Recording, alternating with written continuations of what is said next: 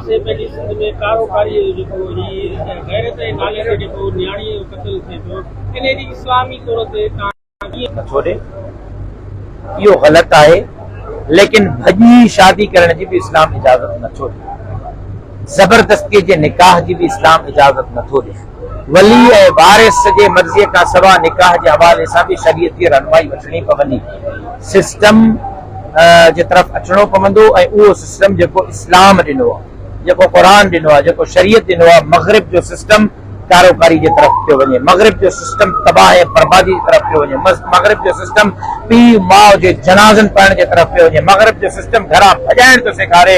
क़ुरान ऐं सुन्नत जे हुकुमनि जे तरफ़ अचणो पवंदो त ज़बरदस्ती जो निकाह पीउ खे कराइण जी इजाज़त न हूंदी। वालिदैन औलाद जे मर्ज़ीअ सां निकाह कराईंदा, इस्लाम जो हुकुम इहो ई आहे। ऐं अदालतूं माउ पीउ जे मर्ज़ी ऐं इजाज़त खां सवाइ ऐं मौजूदगीअ खां सवाइ निकाह क़बूल न कंदियूं। जेसि ताईं इहो तरीक़ो न अपनायो वेंदो, इहो सिलसिलो बंदि न थींदो।